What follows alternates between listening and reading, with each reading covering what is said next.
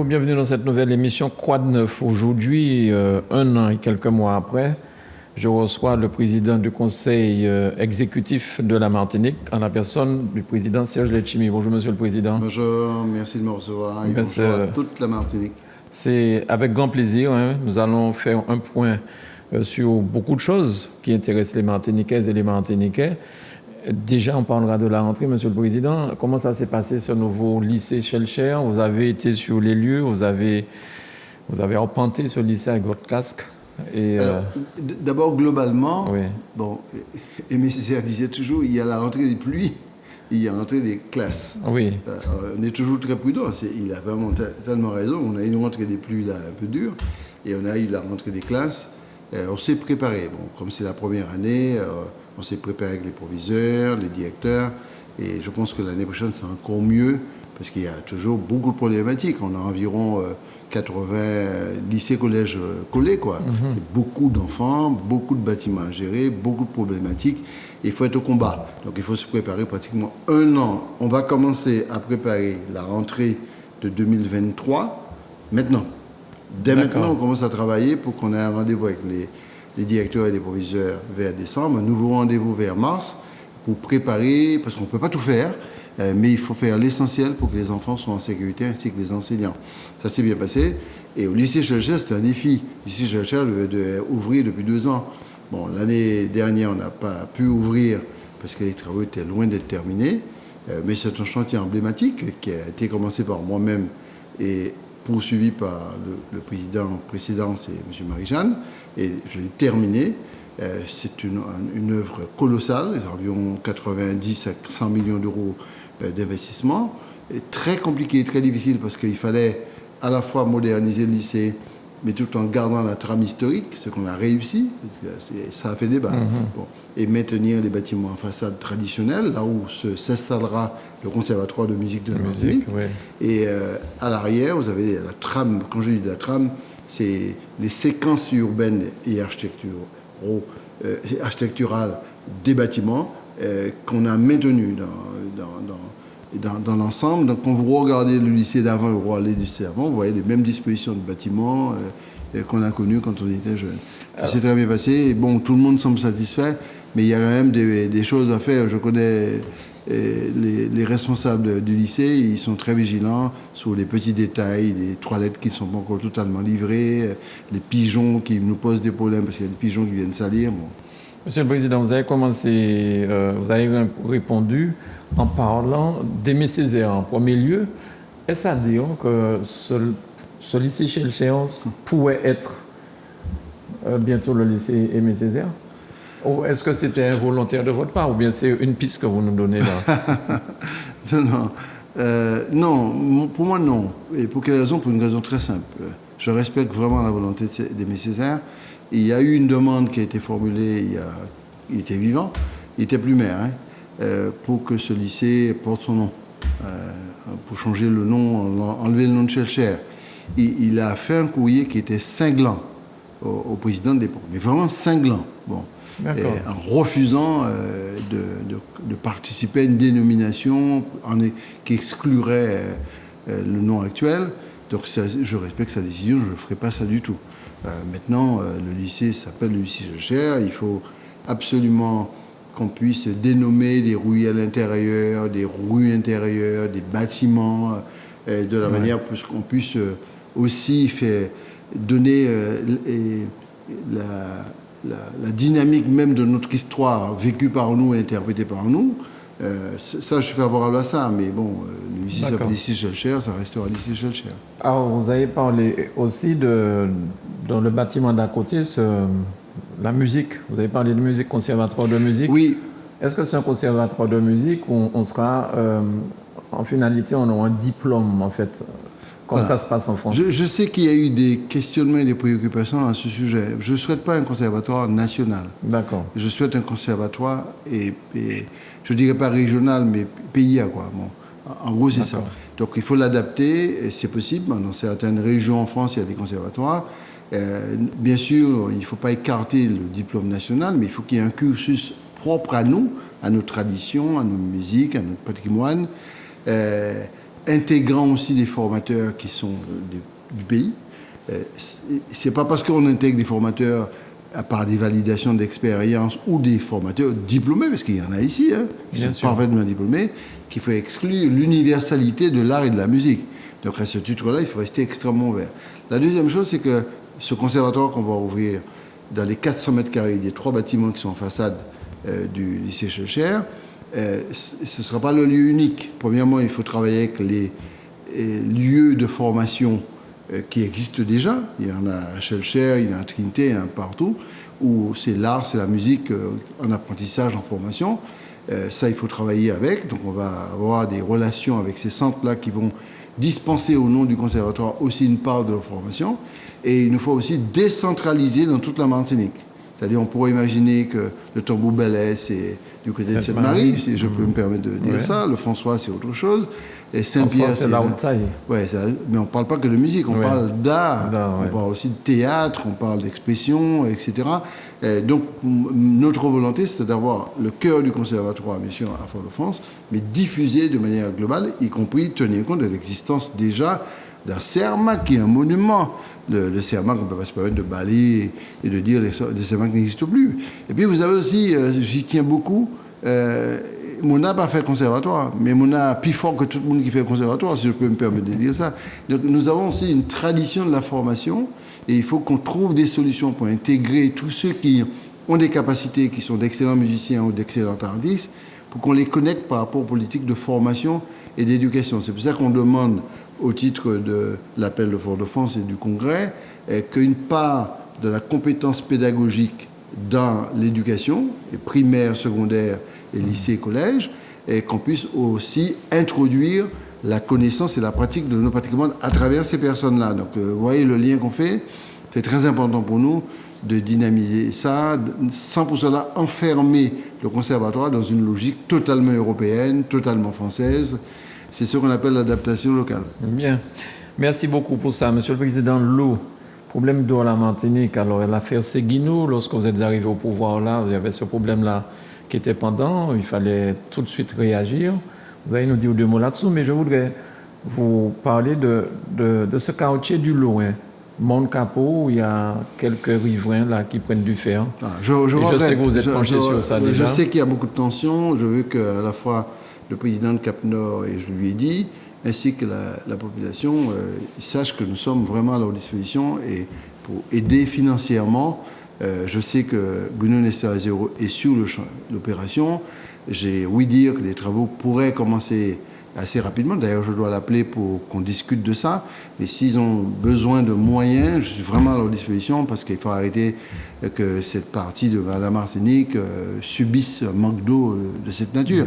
D'autant plus que le défi que nous relevons avec Bruno, avec Luc Luson-Clémenté et André Le Sieur, c'est avec les EPCI, régler le problème de l'eau. Je n'ai pas envie du tout que Paris vienne régler le problème de l'eau, si nous ne sommes pas capables de gagner un combat là, qui combat nous gagne, quoi. Bon, à la limite, on dit ça. Ah ouais, on ne peut pas même régler le problème de l'eau, ça a des évolutions institutionnelles, etc. Bon, j'entends ça, mais je ne critique pas ça. Je considère qu'il faut relever ce défi. C'est un problème martiniquais. Donc il faut relever ce défi.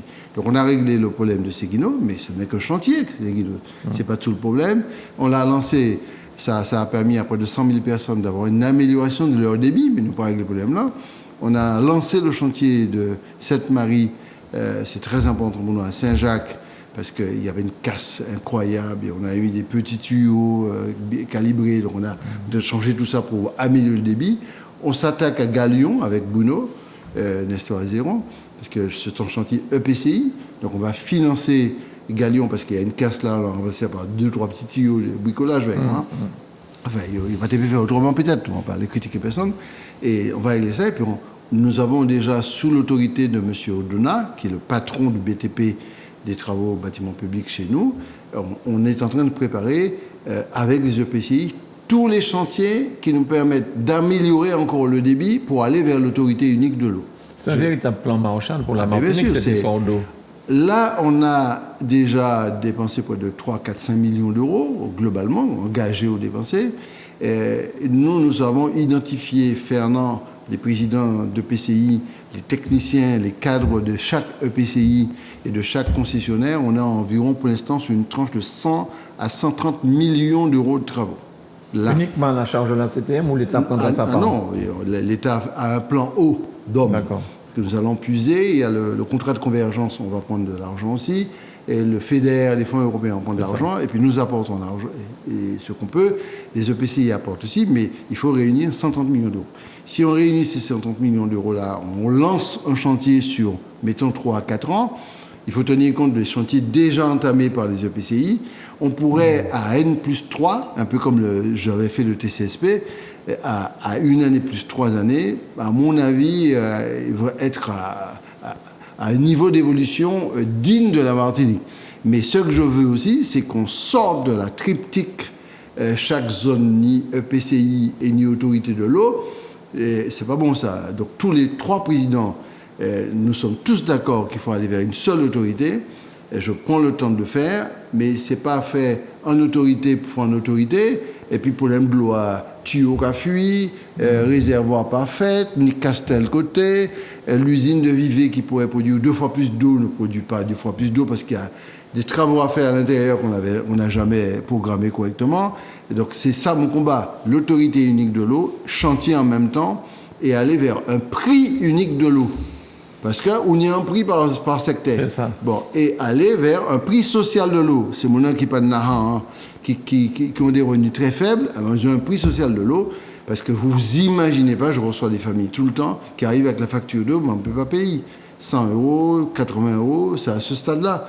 Donc il faut tenir compte de ça. Et moi, je veux faire voter à l'Assemblée que ceux qui sont au-dessus d'un certain seuil, le bien commun doit être donné à ceux qui sont dans le besoin pour quelque chose d'aussi vital que l'eau. L'eau, c'est la vie. Bon, voilà. Très bien. Alors, un petit clin d'œil sur votre passage à Paris dernièrement. Sur les réseaux sociaux, certains se sont gossés en mettant une photo où semblerait que vous avez trouvé porte close. Pas vous seulement. Hein. Donc, il y avait le président de la région Guadeloupe, il y avait des Guyanais. Enfin bon, l'outre-mer s'est retrouvé porte close. Mais ce n'était pas à l'Élysée, ça, monsieur le président. Mais non. Bon, c'est le malheur des réseaux sociaux. Les réseaux sociaux, c'est fabuleux. Quand je vois ma fille dans les réseaux sociaux, des enfants, des jeunes, des moins jeunes aussi, hein, ouais. Moi, le grand homme, et je vois bien des personnes de certain âge, 70 ans, 80 ans, qui sont sur les réseaux sociaux, donc les mamies, tout ça. Donc c'est un phénomène nouveau qui a transformé la vie de tout le monde. Mais ça a tout ce bon côté-là, d'être en relation avec la famille, de papa, frère, sœur, etc. Et ça a un mauvais côté que n'importe qui peut manipuler n'importe quoi. Hein. Exactement. C'est le cas parce que la photo qu'on m'a montrée, qui a fait du buzz, quoi, c'est quand même grave de faire du buzz à partir de mensonges, quoi. C'est grave. Et non, pour préparer la réunion avec M. Macron, qui s'est déroulée le mercredi, nous avons provoqué une réunion la veille à 19h. Qui est au boulevard Saint-Germain et dans les locaux de la région Guadeloupe. Parce que la région Guadeloupe a des locaux à Paris. D'accord. Comme la région Réunion a des locaux à Paris. Donc, mon van local. Et la CTM Non, la CTM, CMT, mais Comité Martinique et Tourisme, mais on n'a pas de locaux, région. Donc, on n'en a pas. Bon, eh bien, il y aurait sauvé nous. Mais en attendant que tout un chacun arrive, on est debout en train d'attendre que, je crois, Huguette avait un petit peu de retard, ou Harry. Je ne sais pas qui, mais on attendait 2 ou 3 personnes. On était debout en train de parler. On y a un mot qui a passé, qui a pris en photo, et puis qui a fait mon quoi que la porte est fermée. C'est pas vrai du tout. Premièrement, c'était la région Guadeloupe, le locaux Paris de la région Guadeloupe, qui se trouve au boulevard Saint-Germain, autour de 230, numéro 1, à la fin du boulevard Saint-Germain. Qui se trouve au boulevard Saint-Germain, c'est pas l'Élysée, c'est pas quoi que ce soit. D'accord. N'en parlons pas. Alors, puisque nous sommes à Paris, on va y rester un petit moment. Ça s'est bien passé avec le président Macron? Alors, la réponse est oui. La réponse est oui. Ça s'est très bien passé. Bon. Maintenant, je veux quand même parler de la jeunesse. Bien sûr. L'appel. L'appel de Fort-de-France, c'est le 16 mai. Nous écrivons, ce sont des élus, à l'occasion des régions ultrapériphériques qui se réunissaient en Martinique. On dit, il nous faut interpeller l'État sur le changement des rapports entre les pays d'outre-mer, parce que la situation est, par endroits, catastrophique. Oui. Bon. On va en parler dans le détail. Et on s'est réunis, on a dit qu'on va faire un appel, comme une déclaration, dire ça va pas, c'est pas possible, on peut pas continuer comme ça. Nous vous interpellons pour vous dire, il faut changer les choses, il faut discuter avec nous, il faut négocier, de telle sorte qu'on rentre dans un processus de modification radicale des rapports entre le niveau national et le niveau local, et plus particulièrement l'outre-mer.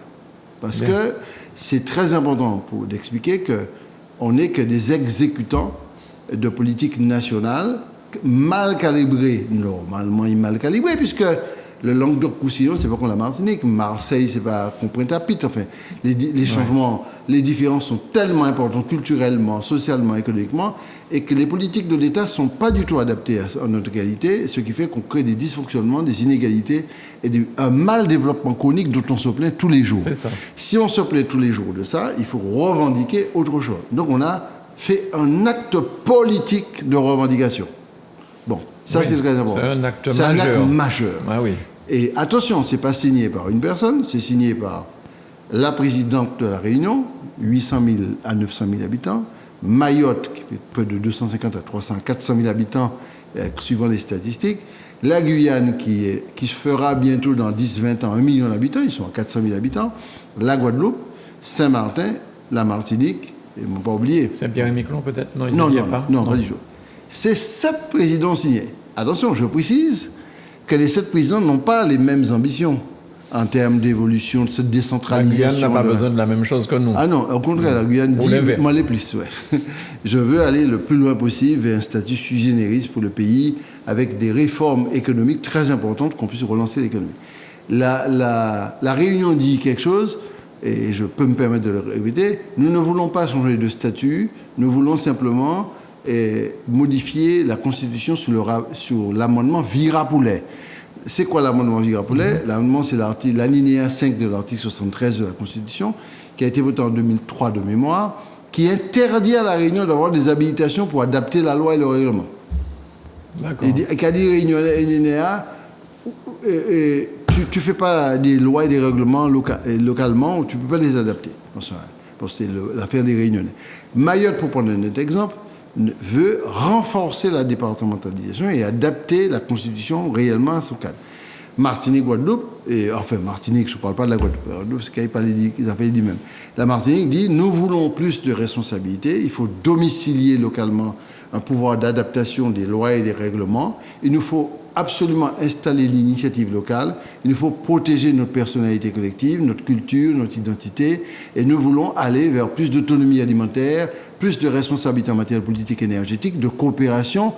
Nous allons le plus loin possible pour pouvoir modifier le mode de développement local. Le plus loin possible, est-ce que ça intègre aussi demander l'indépendance, président? Non, on n'est pas dans ça. On n'est pas dans ça. On pose des problèmes et on dit à la fin des discussions, dans le cadre du Congrès, parce que ce n'est pas l'appel de Fort-de-France, l'appel de Fort-de-France c'est un acte politique majeur, maintenant il faut mettre ça dans un cadre institutionnel, c'est ce que j'ai fait. Et j'ai ouvert le Congrès en juin. Et on n'a eu aucune observation. Mais comme vous avez des gens qui sont un petit peu inquiets, ou vous avez aussi des gens qui manipulent un peu l'information, pour dire, ah oui, est-ce qu'on était légal ou pas légal pour pouvoir aller discuter avec le président de la République. Bien sûr, légal pour discuter. Il y a une déclaration qui a été faite, le président de la République n'a pas hésité une seconde, et c'est là où je dis qu'il a joué son rôle parfaitement. Il nous a reçus vite, il a répondu vite, très vite. Un mois après, on avait la réponse. Et deuxièmement, il nous a reçus très très vite pour qu'on puisse discuter, d'abord avec Elisabeth Borne, parce que les présidents de régions de France ont fait à peu près la même démarche. D'accord. Ils sont dans une revendication, ces présidents-là, de plus d'autonomie locale. Bon, et moi je suis autonomiste, donc je revendique ça politiquement, mais je suis dans une institution avec beaucoup de partenaire dans l'alliance que je préside, il n'est pas autonomiste, il y a l'autre qui n'est pas autonomiste. On ne peut pas entraîner les gens, là, il va aller arrêter. Moi, je demande plus de responsabilité, plus de compétences locales, mais surtout plus de pouvoir d'adaptation à la réalité locale. Eh bien, on a l'exemple de la Toumo, l'exemple de la... Ah oui, parce que c'est ça le problème. On a un très bon exemple. La Toumo, on gagne un combat en 2008-2009 en faisant un amendement que j'ai présenté. Le gouvernement a repris mon amendement et a fait voter la reconnaissance des plantes médicinales de nos pays. Pharmacopée. Pharmacopée, qui était ignoré et interdit jusqu'à l'amendement que j'ai présenté. Eh bien, qu'est-ce qui se passe?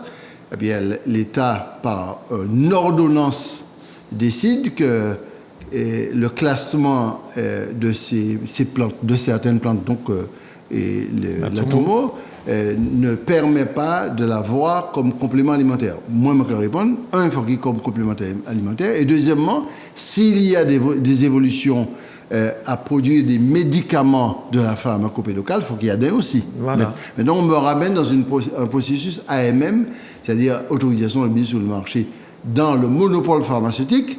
Et je ne suis pas d'accord du tout, parce que je pense que c'est d'abord ici qu'on doit prendre l'initiative, que ça rentre dans un processus de construction de médicaments approuvés. Mais l'usage de ce médicament à la base a une racine. Donc tous les profits qu'on pourrait tirer, il faut qu'il y ait de retombées au niveau du pays. Ouais. Mais comme on n'a aucune marge de manœuvre, donc on peut prendre une ordonnance en était tout sans droit à vie. Voilà une modification que je demande. Pour quelle raison, avant de prendre cette ordonnance, il n'y a pas un processus qui demande l'avis de la collectivité territoriale de Martinique et de Guadeloupe, etc. On donne un avis et c'est très important. Consultatif seulement? Oui, non, il faut qu'il y ait un avis et que l'avis soit... Et on nous donne 2 mois pour donner l'avis, ou 3 mois, peu importe.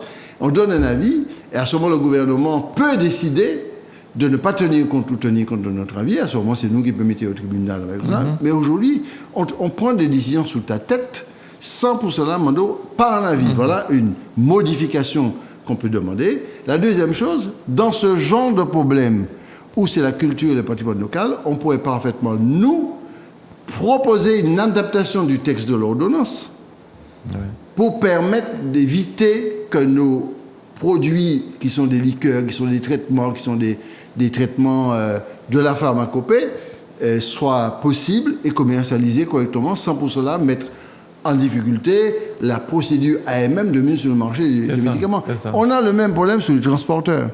Les transporteurs de conteneurs doivent répondre aux exigences, notamment en matière de code routier, qui sont imposées à des pays de la taille de l'Espagne, de l'Italie et de la France. C'est-à-dire qu'en gros, sur Allégran, il vient déposer un conteneur, on ne peut pas virer à Joupa-Bouillon pour prendre un autre conteneur pour y mener vers Port-au-Prince. Parce qu'ils ont appliqué des formules sans tenir compte que la Martinique, c'est 1100 km² et que la France, c'est 550 000. Donc, ça n'a rien à voir. La possibilité d'adapter la réglementation du code routier localement, parce que c'est un petit pays, on ne peut pas appliquer aux transporteurs les-mêmes, voilà ce que je demande. Ce n'est pas leur adapter un bagage sur le code routier que vous entrez dans au de sécurité sociale ou au de Carrefour ou au de ceci, cela. Mais non, si on dit la vérité à la population, à mon avis, c'est tout à fait possible. Un autre exemple, c'est sur la politique de l'eau. Nous voulons créer une autorité unique de l'eau. On a plusieurs autorités et plusieurs prix de l'eau. Si on veut créer une autorité unique de l'eau, vous savez ce qu'on est obligé de faire? Une autorité unique de l'eau. Obligé d'aller 8000 km, demander l'Assemblée nationale de voter.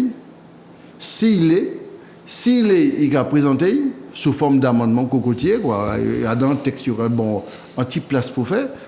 Tu proposes ce texte-là, ou tu peux le présenter dans une PPL, quoi, en proposition de loi.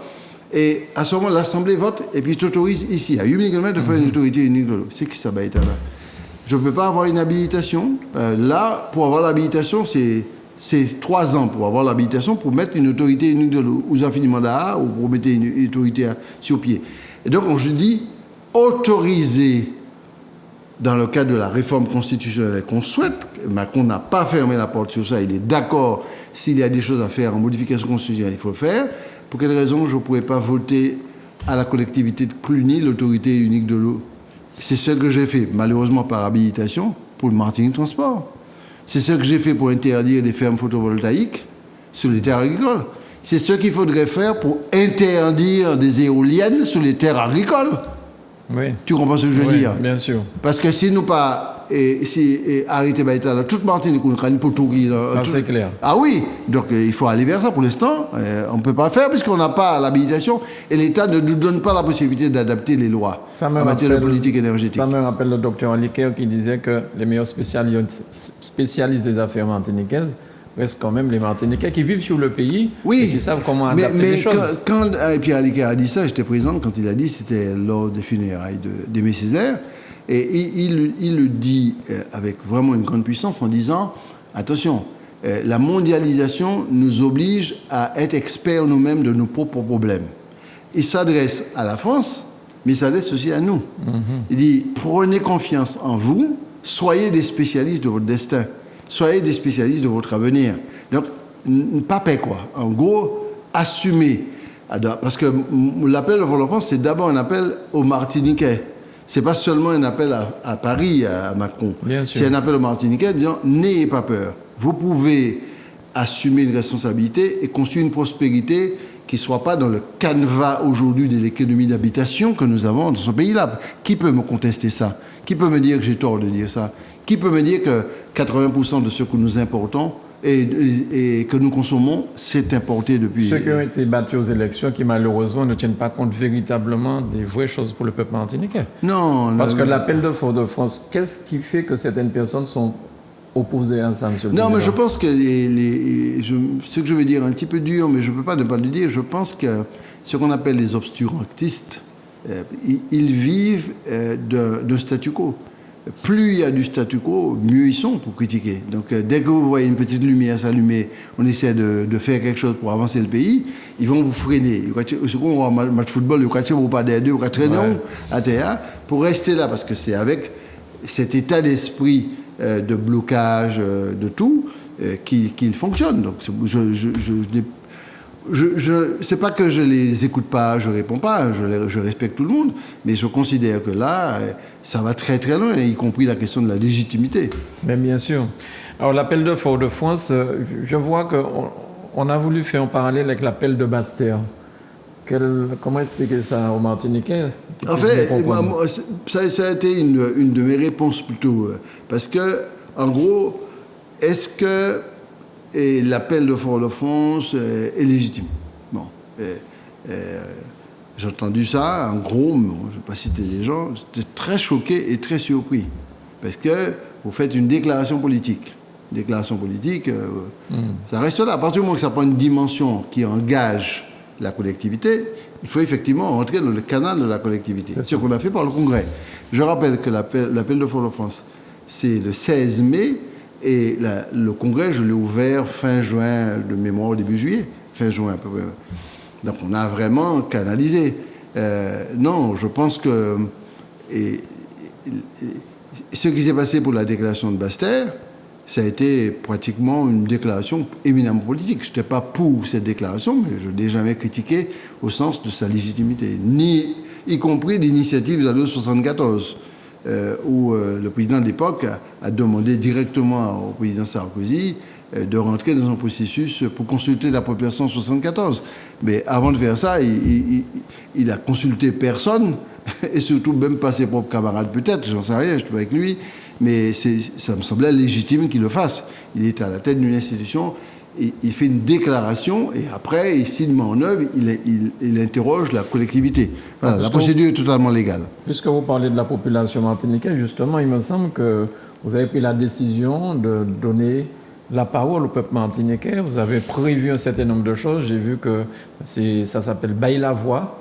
Baille la voix et écouter un petit peu ce que la population pense sur tout ça. Oui, parce qu'un tel événement, un tel succès de l'appel de Fort-de-France, puisque ça a un raisonnement mondial. Et l'OICS s'est prononcé, a donné son avis sur le plan national. Dans certains journaux de certains pays, on en parle. C'est un acte d'émancipation. En groupe politique, on n'est pas dépendant de Paris.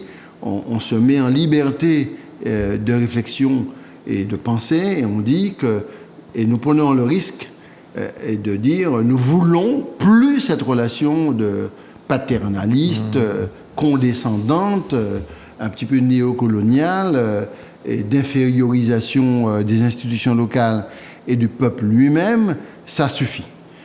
Moi, je ne suis pas indépendantiste et je revendique l'autonomie, mais une autonomie au cœur de la République. Je veux d'abord être martiniquais et fier d'être martiniquais, d'être caribéen, d'être latin, tout en étant dans la République.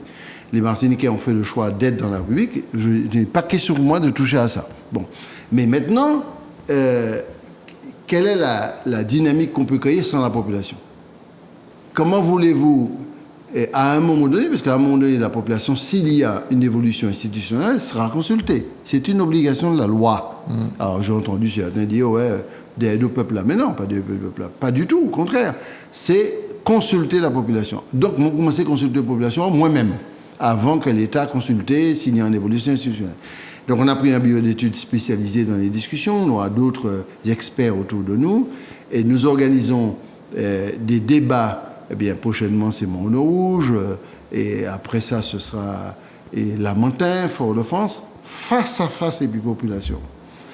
De telle sorte que le congrès qui se déroule en conclave, parce que le congrès, c'est la réunion des élus martiniquais, va débattre, mais va débattre comme ça, en ciel, quoi. Il faut être en contact avec la population. Donc, on va discuter avec la population, franchement, sur tous les aspects, parce que notre appel de Fort-de-France et notre volonté d'évolution, c'est pas philosophique, c'est pas théorique, c'est pas doctrinal, c'est pas dogmatique. C'est un appel sur la question de l'éducation, qu'est-ce qu'on fait ? Sur la question de l'autonomie alimentaire, qu'est-ce qu'on fait concrètement ? Sur la question de l'accès aux terres, qu'est-ce qu'on fait concrètement ? Sur la question du droit au travail local, qu'est-ce qu'on fait concrètement ? La politique de la mer, qu'est-ce qu'on fait concrètement ? Etc., etc. Je pourrais prendre 50 millions d'exemples. Ouais. C'est là que je veux entraîner la population. Me dire, vous êtes satisfait de ce qui se passe avec 19% de chômeurs, 40% des jeunes qui sont sans activité ? Vous êtes satisfait avec ce qu'on a comme violence en Martinique ? La première fois, on a eu 18, on va atteindre les 17 morts en 6-7 mois. On est satisfait de ça ? On est satisfait des conditions de précarité des personnes âgées aujourd'hui. Quand on regarde ça, quand vous avez 30 et 40% de personnes qui vivent en dessous du seuil de pauvreté, vous avez seulement 8% de personnes âgées au niveau national. Je peux prendre des centaines d'exemples pour bien montrer les dysfonctionnements. Vous êtes satisfait de ça ? Bon, ok. Vous pensez clairement que c'est en continuant le système d'importation massive sans production interne que ça va créer des valeurs ajoutées pour permettre aux gens de pouvoir être des acteurs de leur propre économie, rester suspendus aux importations massives, qu'on n'ait que deux grandes spéculations d'exportation. Je ne suis pas contre ces spéculations, mais pour quelles raisons on ne pourrait pas multiplier, y compris la pharmacopée, etc., etc., etc. Mais si, pendant ces 3 mois de débat, nous réussissons à faire émerger des revendications très puissantes et très fortes dans tous les domaines, il va falloir traduire ça en budget, en fiscalité, en décret, en loi, en règlement, en tout ça au lait. Pour traduire ça en propositions concrètes, parce que pour l'instant c'est pareil, parce que nous on n'exécute que ça. Il y a des gens qui sont excellemment contents d'exécuter. Hein. Bon, ça les intéresse. Bon, pas moi. Bon. Et donc, il faut traduire ça en propositions concrètes. Ces propositions concrètes, sur tous les domaines que je viens d'évoquer, seront débattues et négociées avec l'État. Et ces propositions concrètes peuvent se transformer dans des réformes de l'octroi de mer, des réformes de la taxe foncière, j'en sais rien, des réformes sur les politiques agricoles, des réformes sur le POSEI, c'est-à-dire le financement de la mutation agricole, sur la pêche, pour permettre aux pêcheurs de bénéficier d'aides, etc., pour pouvoir renouveler leur flotte. Ça va se traduire. L'État s'engage en disant, toutes ces propositions, ces débats internes, nous allons, dans un comité interministériel de l'Outre-mer en janvier, discuter de ça. C'est demain, ça ? C'est demain, dans 3 mois.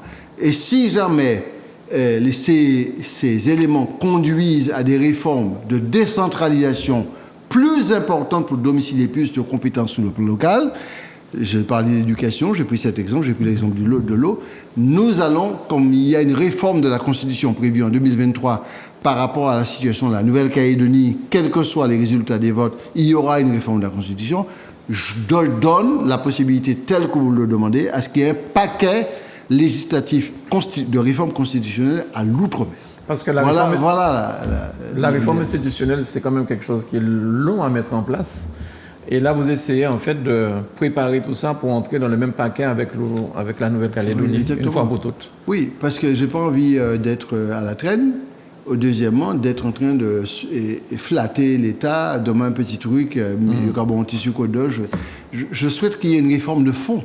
C'est ça. Que les Martiniquais se réconcilient eux-mêmes avec leur propre langue. que les Martiniquais se mettent dans une diplomatie économique territoriale qui nous permet de négocier avec Porto Rico, le Brésil, etc., dans une coopération que j'appelle diplomatie économique, etc. Qu'on puisse importer des matières premières de proximité plutôt que d'aller chercher à Bruxelles ou à Reykjavik ou dans le nord de l'Europe. Et vous pensez qu'il est intéressé par ça, Emmanuel Macron? Oui. Honnêtement, vous savez, je ne suis pas macroniste, tout le monde le sait. Mais honnêtement, les réponses étaient claires. Parce que ça a été une condition. Parce qu'au départ, c'est un restaurant. Enfin, à manger. À boire manger. Il m'a dit non, moi pas qu'à boire manger. Moi pas venu manger. Moi pas fait. Et deuxièmement, là, on va manger ou pas manger. Parce qu'on va manger, on va manger ou à négocier. Donc moi, je dis, moi pas qu'à manger. Et Serville a dit la même chose. Et Serville, c'est Guyane, Guadeloupe, oui. Et Mme Bello, tous les... notre ami de Saint-Martin, pareil, Bussington et Mayotte nous a suivis. On a dit qu'on ne vient pas déjeuner, on ne vient pas dîner. S'il n'y a pas des rencontres en amont, y compris avec le président, on ne vient pas. Bon. Et il a accepté deux choses. Vraiment, qu'on rencontre Darmanin pendant 1 heure, 3/4 d'heure, à peu près 1 heure, et pour des choses claires, nettes. Quelles sont vos intentions? Voilà nos intentions. Qu'est-ce que vous répondez à ce? Donc, ça a été confirmer que la porte est ouverte, qu'on discute, mais il faut être concret. Moi, je préfère être très concret que d'avoir une revendication statutaire en nous 74, en nous ceci, cela. Là, on a changé les modalités. C'est pas allons à un numéro, c'est ce qui s'est passé il y a quelques années.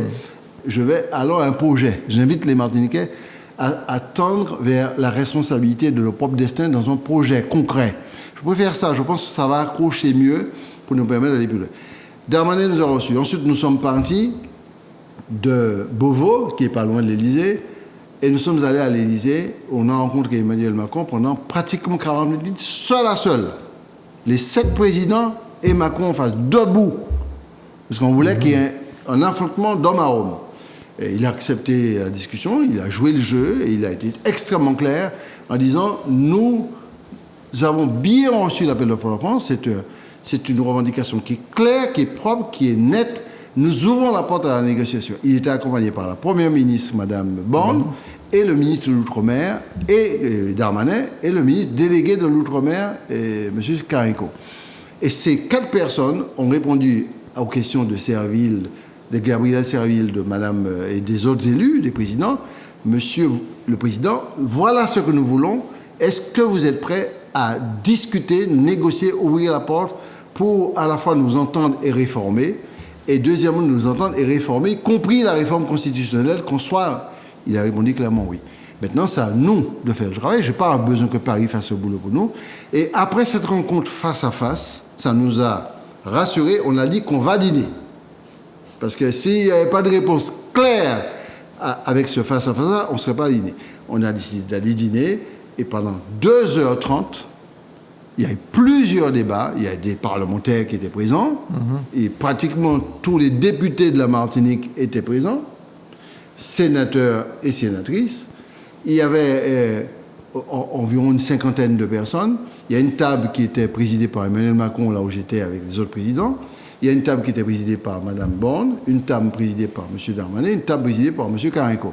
Et le débat a duré pratiquement près de 3 heures de temps sur des thématiques comme la violence, comme l'énergie, comme la pauvreté, comme plein de débats. Le test était bon parce qu'ils observaient quel était le degré d'unité qu'on avait. Ils nous testaient, c'était parfait. On n'a pas eu un élu, je répète, on n'a pas eu un élu disant « je suis contre ça ». Mon contre l'appel de Fort-de-France, mon contre c'est pas une. Ni Martinique, ni Guadeloupe, ni pièce côté. Je n'ai pas entendu ça. Victorin Lurel était présent, je n'ai pas entendu ça. Et cependant, il y a des expressions sur des sujets qui sont un peu différents, c'est légitime et normal. Et nous avons conclu qu'un plan de travail est mis en œuvre avec, comme interlocuteur, les ministres concernés, Premier ministre et des autres ministres là, et un agenda. Et l'agenda a commencé. Là, nous aurons un congrès le 30. Non, ça a été déplacé première semaine d'octobre. Et nous préparons ce congrès-là. Nous faisons un état des lieux qui a été confié à Catherine Conconne pour animer le débat sur l'état des lieux, puisque on est la majorité, mais on peut pas tout faire, quoi. Donc on s'appuie aussi sur l'opposition. Et ensuite, après l'état des lieux, que j'ai déjà décliné quelques idées, on va faire les propositions fin octobre, début novembre. Et après les propositions d'ordre économique, sur les personnes âgées, sur le transport, sur le bien-être martiniquais, nous allons faire ce qu'on appelle des résolutions politiques. C'est là qui des paroles. C'est là qui des paroles. Et ces résolutions politiques sont destinées à aller vers ou pas vers une réforme de la Constitution, plus de décentralisation, plus de compétences, plus de pouvoir normatif local. C'est-à-dire la possibilité de pouvoir modifier les textes et règlements. Alors, qu'est-ce qui se passe d'assez exceptionnel, cher ami? C'est que j'ai observé depuis un an les présidents de région. Vous savez, il y a ce qu'on appelle une association des présidents de région de France qui est présidée par Carole Delga, donc qui est elle-même présidente de région. Et depuis longtemps, et j'alimente le débat aussi, puisque mon président de région de temps en temps à la Réunion, la question posée par Césaire il y a 30-40 ans est d'actualité au niveau national, l'autonomie régionale. C'est-à-dire plus de décentralisation, plus de droit d'initiative, plus de subsidiarité en termes techniques européens. Et en gros, on dit la République doit se charger de tout ce qui est régalien et que sur le plan du développement interne, il faut donner des compétences et des moyens financiers, sans pour cela changer le droit à l'égalité. Je veux rassurer les Martiniquais, le droit à l'égalité ne change pas. Oui. Ce qui change, c'est la possibilité de mener des politiques locales. Mais ça m'a dit souvent à ma majorité et à toute l'administration, aux 6 000 salariés qui travaillent à la CDM, les 4 700 en direct, les 1 700 en satellite. Ne laissez pas Paris vous dicter techniquement ce que vous allez faire. Il faut qu'on, pas seulement les élus, mais les ingénieurs, les techniciens, les hommes, les ouvriers, les médecins, les avocats, on ait une fierté locale, qu'on ait une identité locale, qu'on ait une culture du développement local. Et prenez la main. Vous savez, aujourd'hui, prenons l'exemple de l'eau. Qu'est-ce qui se dit à Paris? Ces nègres-là pas capables de gérer de l'eau. Donc, alors on leur envoyait des techniciens. On m'a fait la proposition il y a 3 semaines quand j'étais à Paris, au ministre de l'eau. On m'a dit, qu'est-ce que ça là? Vous voulez venir penser pour moi, techniquement? On dit des tébés, Martinique, nous c'est des tébés, quoi. Donc, non. C'est pour ça que je veux relever le défi de l'eau. Je veux gagner la bataille de l'eau, comme il va falloir gagner la bataille de l'Atoumo. Il faut gagner ces combats-là, parce que le peuple est inquiet. Bon, si vous démontrez que vous êtes capable, il casse sur vous. Mais si vous démontrez que vous n'êtes pas capable, il casse sur vous. Sur les problèmes d'inondation, je pense qu'il y a là une réflexion à mener sur les ouvrages de protection des familles. Vous voyez ce qui se passe en Guadeloupe. Ben, j'ai toujours défendu l'idée qu'il faut qu'on ait des schémas hydrauliques très puissants, et de désenclavement aussi du pays, et qu'il ne faut pas lésiner sur les moyens. Ce que j'ai fait, par exemple, sur l'investissement du pont de l'aéroport. Oui. Pas ni de l'eau. Avant, l'autre prend un avion, tu mettais valisons la tête pour descendre de l'eau. D'accord? Et pour aller à l'aéroport. Vous vous rappelez de cette image-là? Oui, très bien. Très bien. J'ai fait l'ouvrage. Oui. J'ai fait l'ouvrage, on a réalisé. On m'a attaqué, me dire que je dépense trop d'argent, que l'aéroport sera inondé. Eh bien, on a fait l'ouvrage, ça marche. Eh bien, écoutez, vous avez vu Rivière-Salée? Mais c'est ce que j'allais vous dire. Rivière-Salée est inondée. J'avais dit clairement à ceux qui étaient en responsabilité les 5 dernières années, ne faites pas cette erreur et de l'ambition. Eh bien, ceux qui ont fait l'ouvrage, qui ont orienté l'ouvrage, le patron technique, M. Daniel Marissène, il a orienté l'ouvrage et aujourd'hui, eh bien, on a dépensé moins d'argent, peut-être certainement, mais on a actuellement de l'inondation. Il ne faut pas du tout lésiner avec ces choses-là. Il faut avoir de l'ambition technique. Et c'est pour ça qu'on va devoir reprendre l'ouvrage de Rivière-Salée pour remonter un plateau unique, travailler sur les bassins versants tels que je l'avais dessiné, avec les techniciens de la collectivité, pour réaliser vraiment une sortie hors d'eau de Rivière-Salée définitive. Je regrette qu'on voit souvent le développement de la Martinique par les petits bouts de la lorgnette, ils bon comme ça, on fait 2-3 petits bails. Puis... Voilà ce que je voulais expliciter dans le détail. Restons à Rivière-Salée. Est-ce que vous pensez faire des voies supplémentaires pour pouvoir dégager le rond-point qui mène vers Petit-Bourg? Oui. Et puis aussi, Ducos, parce que c'est les deux grosses plaies, me semble-t-il. Oui, la première chose, c'est Champigny. Champigny. Ouais, parce qu'on aura le TCSP qui ira le plus loin dans le sud. Nicaise Morose a déjà fait une revendication. Il est Beau-Saint-Lucie. Bon, chaque fois, comme on est mal plus loin, on étudie ça pour lui. Il faut aller vers le Robert et il faut monter vers Shell. On a 3 banches à faire. Hein. On a 7 millions d'euros de subventions d'État qui sont déjà là, qu'il faut consommer. Donc j'ai donné les ordres, les études continuent. Mais on va prendre plusieurs carrefours. Le carrefour de Montgobulsin, qui a été dessiné par l'ancienne équipe. Le chantier a été lancé, je suis respectueux et honnête. Et là, on va mettre en œuvre, le chantier va commencer sous peu. La liaison Carrère-Brassy-Lorraine, qui est l'amorce de la liaison entre le sud et le nord Atlantique. Et nous devons aussi élargir pour que le TCSP puisse arriver jusqu'au Robert. Mais Champigny, il faut absolument déniveler. Est-ce que nous avons fait Nifos fait à la fois Champigny et juste après Champigny, le carrefour de Petit-Bourg. De Petit-Bourg, on étudie ça. D'accord, mais au moins Champigny. Au moins Champigny, oui. Parce que franchement, je pense aux enfants qui vont à l'école et qui doivent se payer des heures. Oui, il faut déniveler. Moi, je demandais à ce qu'on travaille sur 2 hypothèses très fortes. Bien sûr, le transport maritime. David Zobda fait un super boulot qui nous permettra d'ouvrir peut-être les plis le plus rapidement possible sur la connexion maritime sur toute la façade Caraïbe, jusqu'à Sainte-Luce, etc., et peut-être plus loin, mais jusqu'à Grand-Rivière. C'est-à-dire, on veut absolument connecter pêcheurs, et si on peut aller à Grand-Rivière, faire des bateaux adaptés, on peut aller à Grand-Rivière. Comme ça, on va désenclaver maritimement Grand-Rivière. Donc tout ça, c'est le schéma de déplacement se fait, il y a un gros boulot qui se fait. Essayer d'améliorer le transport terrestre encore plus pour desservir les quartiers ruraux qui ne sont pas suffisamment desservis. Mais nous sommes aussi condamnés, si on veut que l'économie puisse redécoller, il faut lancer de très grands chantiers. Donc il y a 2 grands chantiers que j'ai demandé d'étudier. C'est le doublement de la voie interzone depuis l'usine d'incinération jusqu'à Ducos. Ah oui. Oui, absolument.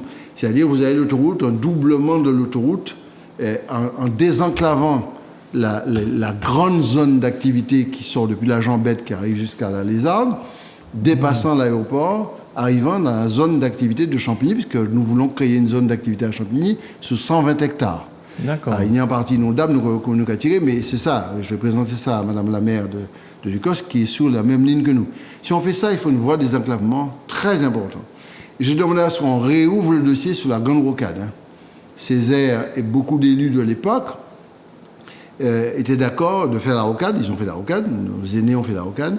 Là, maintenant, il faut la Grande Rocade qui partirait du côté de Brassy-Lorraine pour contourner.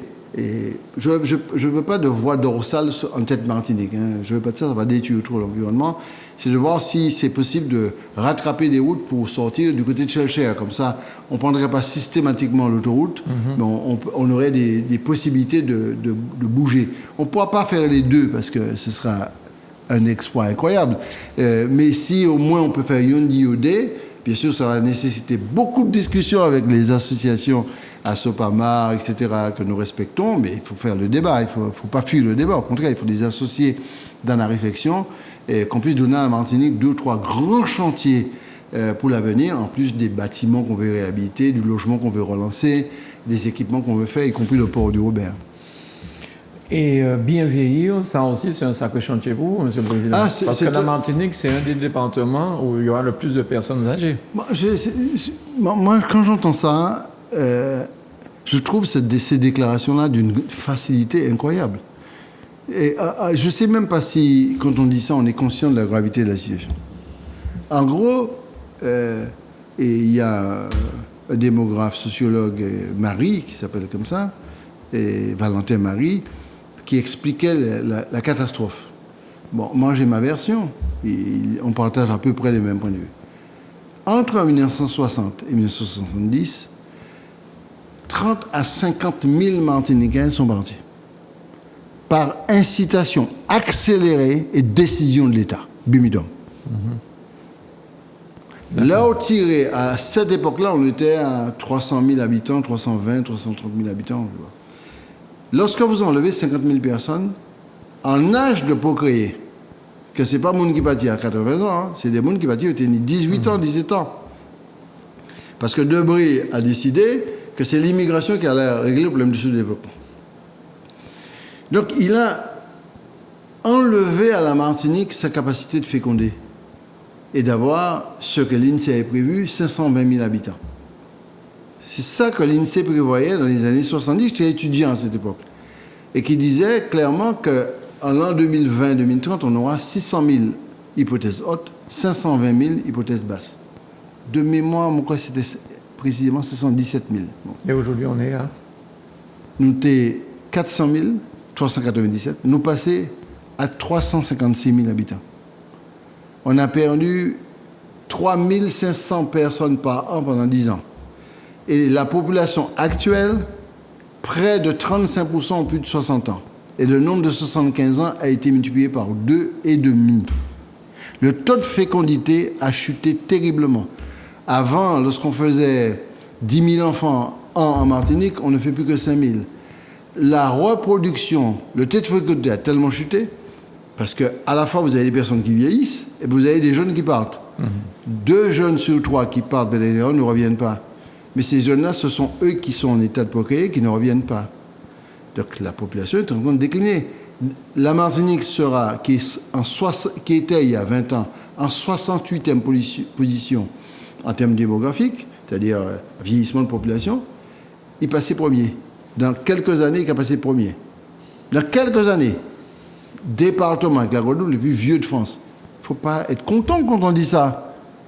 On s'est toujours occupé de nos aînés et de manière extrêmement solidaire.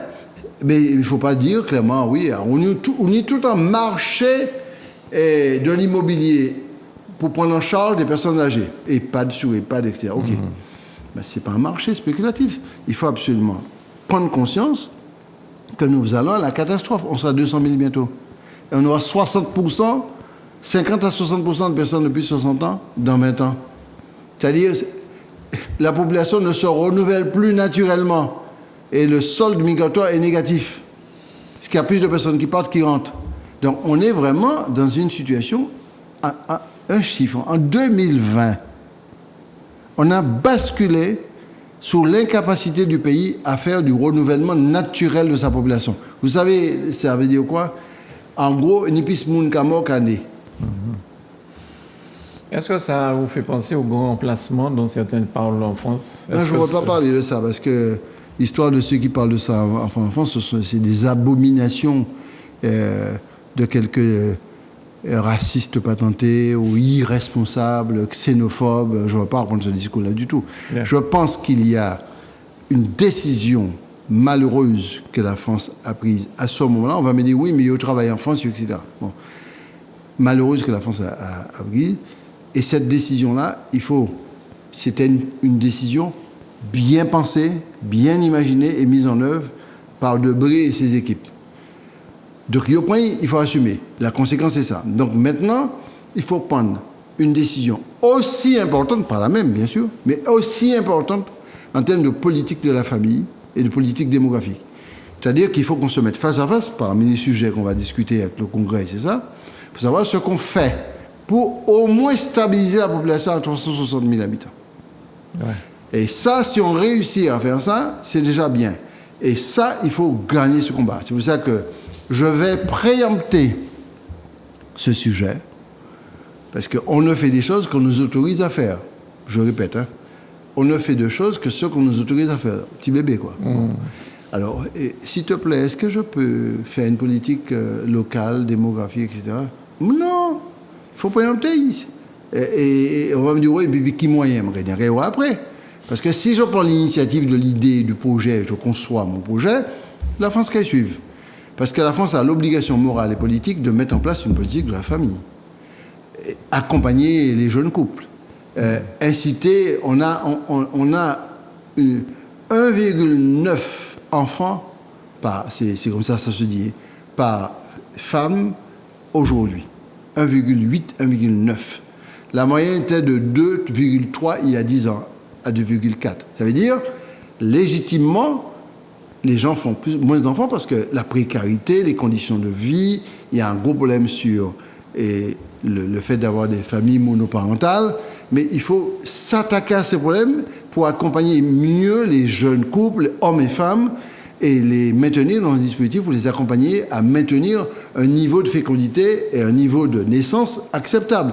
Et parallèlement à ça, il faut vraiment mener une politique du retour de ceux qui sont nés là-bas, mais pas en politique simplement, viens, je t'aime, moi non plus, je t'envoie sous la bouche, etc. Il faut une politique vraie qui fasse de la réinsertion, de l'investissement, parce qu'on est devenu un pays très attractif.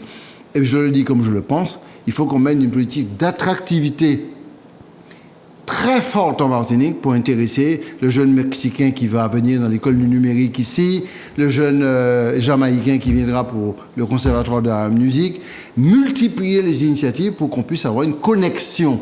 Et la réforme de la Constitution, sur ce point-là, est indispensable parce qu'on ne peut pas signer des accords internationaux dans la Caraïbe nous-mêmes. On doit passer par le ministre qui n'a jamais mis ses pieds en Martinique ni à Sainte-Lucie, qui a venu dire pour signer ça, mais c'est pas qu'on a rien. Bon, en quoi le fait de passer un accord sur des coopérations universitaires, des coopérations scolaires, des coopérations de tout niveau, recherche, biodiversité, climat, océan, mer, en quoi ça injurie la France? Pourquoi ça injurie la France? Non! Eh bien là, à ce moment, vous avez une politique de repeuplement démographique qui est possible. Autrement, c'est la catastrophe. Je répète. Autrement, cher Martiniquais, c'est la catastrophe. C'est 250 000 habitants dans les 20 ans qui viennent là, pas plairés, parce qu'on aura suffisamment averti pour dire changeons de système, ça ne va pas. Il ne s'agit pas de sortir de la France, c'est-à-dire de dire clairement, nous prenons la main sur la construction des politiques publiques, on a des experts locaux. Quand vous parlez de la natalité, Monsieur le Président, on ne peut pas oublier non plus l'affaire chlordécone, qui a rendu combien de femmes stériles et qui ne peuvent plus procréer. Il y a eu la commission que vous avez menée. Qu'en est-il de cette histoire de chlordécone? Ça a avancé un petit peu ou pas? Ça a avancé très peu. Ça a avancé très peu. C'est pour bien comprendre l'état d'esprit de l'Hexagone par rapport à ici. Sur la chlordécone, c'est une triple blessure. C'est une blessure pour notre sol et pour notre milieu économique, les pêcheurs, etc. etc. C'est une blessure vraiment dégueulasse, quoi. Bon. C'est vraiment la pire des blessures qu'on peut avoir, parce que c'est parti pour plusieurs années. Hein. Une des revendications que je fais, c'est qu'il faut avoir un chantier de dépollution du sol qui s'engage. Je ne suis pas encore entendu. Hein. Bon. C'est une blessure aussi sous l'être humain. C'est vraiment une blessure, parce qu'aujourd'hui, la relation est établie entre le cancer de la prostate et chlordécone.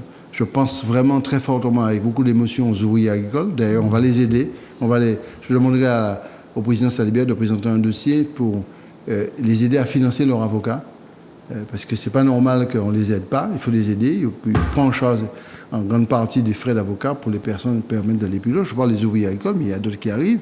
Et c'est aussi une blessure pour notre propre dignité. Parce que la manière dont c'est traité, et je l'ai dit à M. Macron à plusieurs reprises, c'est pas digne. Parce que les algues vertes arrivées en Bretagne, les autres défendent cause, les autres tirent ça tout de suite. Pourquoi dit-on comme ça qu'il faut aller... Mais Macron, c'est le seul président, et ça je le remercie, qui a dit clairement que c'est un drame et que la responsabilité de l'État est engagée. Il a dit à Fort-de-France. Ça m'a touché.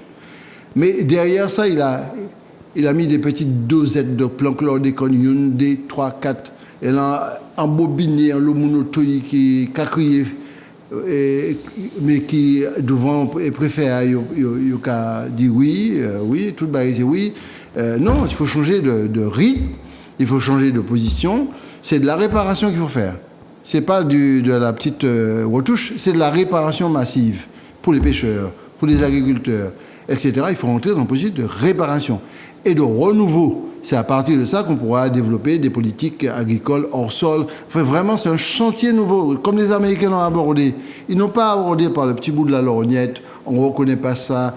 Pour reconnaître les maladies dans le tableau des maladies professionnelles, la prostate, il a fallu 4 ans de combat. En 6 mois, il a été réglé. Si c'est un président qui dit qu'il faut régler. Bon, donc c'est une blessure. Derrière ça, Sargas Cavigny. Ah bon, j'allais vous le dire. Derrière ça, Sargas Cavigny. Bon, Sargas. Ah, Dieu merci, c'est bon, on a réglé le problème. Le GIP, le groupement d'intérêt public que j'ai proposé de mettre en place avec l'État se met en place. Il y avait un débat avec l'ancienne préfecture qui disait ouais, les Sargasses c'est comme de l'eau. On dit que Sargasses c'est de l'eau. De l'eau, c'est bon Dieu, oui, mais ça, c'est poison qui leur dit, c'est de l'eau. Donc, c'est pas la même chose. Donc, l'approche est très différente. Je suis très content que le ministre Karenko ait complètement revu ces positions-là et crée le groupement d'intérêt public avec responsabilité reconnue de la partie maritime et enlèvement d'abord en mer et secondairement sous le sol. Et je suis très content que le préfet qui vient d'arriver, bien sûr, partage le point de vue de son ministre. Et nous avons commencé déjà à aborder la question de manière très constructive, de responsable à responsable, respectueux. Première réunion que j'ai eue avec lui me semblait assez claire. Je lui ai dit voilà les limites, voilà vos limites, voilà mes limites, etc. Donc je pense qu'on va arriver à mettre le groupement d'intérêt public pour arrêter que chaque mec a tiré sa glace-lit. Il faut mutualiser les camions, les moyens, les engins, les sargassors. Il faut mutualiser ça. Et on a un service qui est créé pour faire de la météo sargasse, pour lever en mer de manière privilégiée, pour réparer les matériels cassés, donner des aides aux gens qui ont leur frigidaire qui pourrit, etc. Et surtout, ne pas négliger la prééclampsie. Ça veut dire prééclampsie. Oui, c'est une maladie les médecins du CHU du CHUM ont établi le lien de cause à effet entre les sargasses et le côté toxique des sargasses et les femmes enceintes. Et que leur fœtus ne prospère pas simplement à cause des sargasses. Et c'est pas moi qui le dis, c'est des spécialistes qui le disent. Et ils l'ont confirmé par une conférence de presse. Et on a actuellement des résultats inquiétants. Donc c'est pour ça que je suis très content qu'à la fois que le ministre de l'Outre-mer, mais aussi le préfet local, soient préoccupés, non pas pour apporter des réponses à tout va, mais sont dans un autre état d'esprit. Parce que si demain matin, le scandale chlordécone se reproduit dans un scandale prééclampsie pour les femmes enceintes, attention, hein, au moins cet enregistrement a bien montré que je n'étais pas complice dans ça. Ouais. Parce que demain matin, c'est tribunal. Hein. Bien.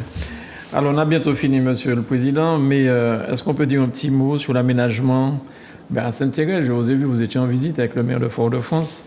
J'ai vu aussi la maire, entre guillemets, de Sainte-Thérèse, notre amie Rosette. Ah, Rosette, c'est une sœur, c'est une militante de la vie publique. Hein. C'est une femme assez remarquable. Donc, elle a posé des problèmes très sérieux, pas elle seule, avec son équipe. Hein. Donc j'ai dépêché une équipe sur le terrain avec elle et son équipe. Ils ont fait 2-3 heures visite de la partie Bishop, avenue Bishop, et on a relevé toute une série de choses. Et j'ai fait une visite avec Didier, tous les deux, Didier Laguerre, le maire de Fort-de-France, plus moi-même, pour aller sur place me rendre compte de ce qui se passe. Donc il y a plusieurs problèmes. Je synthétise. Hein. La première chose, c'est voie TCSPA, il pas fait baloto. Donc je le dis et je le redis, il pas fait baloto. Ça fait plusieurs accidents. Et pas fait bamoto. Ouais. Ah oui, mais tu auras des morts. Hein. Ah, mon collègue même, je ne sais pas si c'était lié. Mais il y a des risques graves. Il y a un accident là, il y a un mois, moins de 2 mois. Donc il faut absolument qu'on mettre les moyens nécessaires pour contrôler ceux qui circulent sur la voie du TCSP et les pénaliser. Bon. Donc on va renforcer les caméras, une dizaine de caméras qu'on mettra sur pied, etc. Il n'y a qu'une exception que le maire de Fort-de-France a accepté, a autorisé. C'est les taxis de place. Les taxis de place, notamment quand il y a des embouteillages. À Saint-Thiès, 18h, tu as toujours beaucoup d'embouteillages. Mais quand il n'y a pas d'embouteillage, les gens doivent circuler sur les 2 voies qui sont à côté. Bon. Donc, il faut renforcer ça. Il nous faut aussi faire l'aménagement de plus grand nombre de passages piétons et les relever. Il nous faut aussi communiquer, informer pour que les gens sachent qu'ils ne peuvent pas entrer sous la voie de TCSP. Avoir des ralentisseurs qui soient beaucoup plus importants. Avoir un aménagement paysager que j'avais prévu, mais que dans l'ancienne équipe, ils viraient tout à l'aménagement paysager.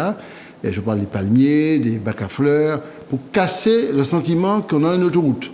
Parce que lorsqu'on arrive, on a l'impression d'une autoroute. Il faut casser ça, donc il y a des aménagements extrêmement importants qui sont prévus. Et bon, plusieurs petites choses encore, parce que sur Bishop, on a un problème de fin d'indemnisation des familles qui ont accepté de quitter les lieux. Oui.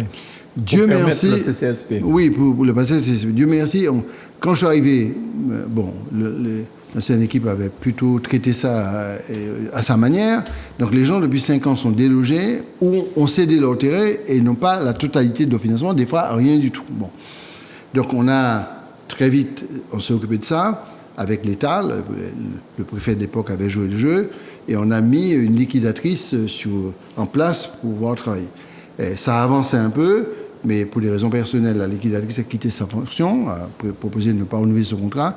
Et nous avons, hier, j'ai fait l'accueil de la nouvelle liquidatrice qui est arrivée et qui prend en charge le dossier. Il va falloir, premièrement, désintéresser tout le monde définitivement. Et puis, deuxièmement, travailler, qu'est-ce qu'on met dans les dents creuses, à droite et à gauche. Donc, il y a tout un projet de privés qui veulent investir, c'est intéressant, hein, sur Bishop, mais il ne faut pas oublier qu'il y a beaucoup de petits artisans qu'on a enlevés. Il faut d'abord proposer aux installer. Oui. Donc on a fait une très belle visite avec Rosette et le maire de Fort-de-France.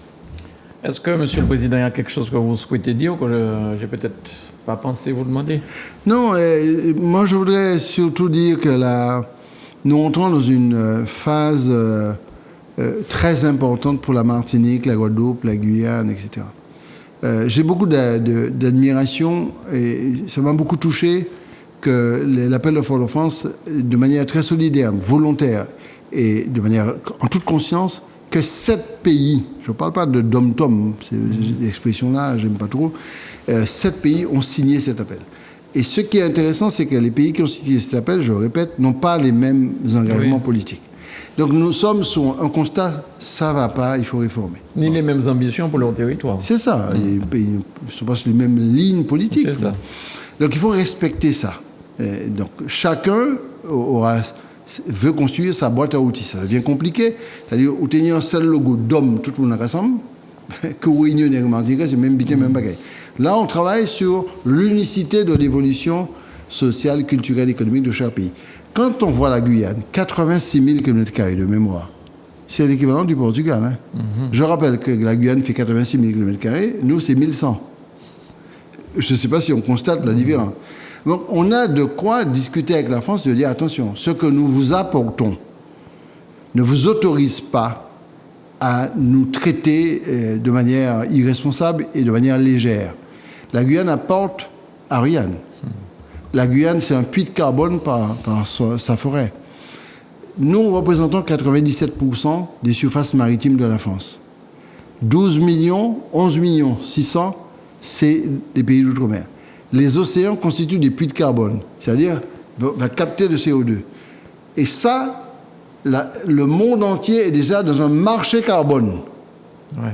Pour quelle raison nous apportons une telle richesse écologique au monde et qu'il n'y ait aucune espèce de retour financier pour financer notre mal-développement? Pour quelle raison? De quel droit? La France est devenue la 2e puissance mondiale. C'est une puissance géostratégique militaire dans le monde. Et que je ne pourrais pas considérer que cette puissance écologique qu'on apporte à la France et à l'Europe soit intégrée dans les dispositifs financiers pour nous permettre de nous moderniser et sortir de la précarité. Ça veut dire quoi? Mais si moi pas fait du travail, qui ne suis pas responsable. Donc on a tapé la main sur la table, on a dit non, nous voulons modifier ces rapports et nous voulons absolument travailler avec la République, mais dans une dynamique de responsabilité très puissante, changeant les rapports entre l'outre-mer et l'Hexagone. Et c'est ça qui est engagé là. Je demande aux Martiniquais d'avoir confiance, de ne pas avoir peur, de faire confiance. Je ferai au mieux, nous ferons au mieux. J'ai une majorité qui me suit à 100%. Je n'ai pas senti dans les oppositions et dans leur vote une animosité. Je trouve même qu'il y a une adhésion à la démarche. Et nous devons gagner cette bataille, parce que si on ne gagne pas cette bataille-là, nos petits-enfants vont certainement nous reprocher d'avoir pas au moins tenté. Le conseil territorial était à Barbade pour une grande réunion avec d'autres pays, l'Afrique, un petit peu tout ça. Juste un petit mot sur ça, Président. Oui, c'est Alexandre. Vous ne pouvez pas y aller, parce que j'ai cru comprendre que vous souhaitez participer, mais vous ne pouvez pas être partout. Non, je ne peux pas être partout. Mais heureusement, nous avons 26 élus. Je suis très content de nos élus, de la majorité. On s'en sent très très bien. Vous avez peut-être remarqué qu'il n'y a pas de cancan encore à la CTM. Hein. Et Salibert est un extraordinaire monsieur. Il gère ça avec classe. Nous nous entendons parfaitement. On discute. Donc il n'y a plus de cancan. C'est fini. On a installé le conseil des jeunes.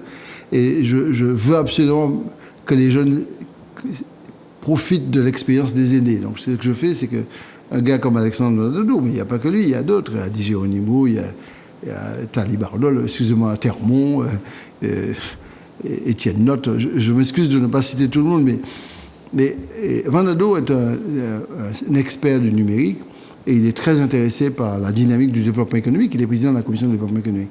Il y a une rencontre qui s'est déroulée entre l'Afrique et la Caraïbe. Ça peut paraître bénin, ça peut paraître djindjin, c'est pas vrai.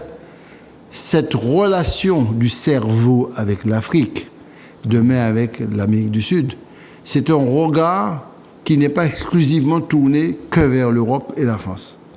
C'est ça qu'il faut retenir. C'est ça qu'il faut retenir. Parce que salsa, nous avons dansé. La musique africaine, nous avons dansé. Mais nous ne pouvons pas être intéressés que par salsa, musique africaine, non, ou compas direct. Il faut être intéressé par la recherche et développement, les matières premières, les échanges touristiques, le câble sous-marin pour les données numériques. Tout ça, c'est nous. Cette coopération, la géothermie ou la donique pour nous donner de l'énergie à injecter sur le réseau de l'EDF, tout ça. Et cette rencontre entre l'Afrique et la Caraïbe, c'est-à-dire entre l'OICS, l'Organisation des petits États de la Caraïbe, et l'Afrique, se fait sous le label Invest. C'est-à-dire, en gros, est-ce que les Africains veulent investir chez nous, dans la Caraïbe? Est-ce que les Caraïbes veulent investir en Afrique? Et quelles sont les relations commerciales qu'on peut avoir qui ne soient pas des relations de trafiquants d'esclaves?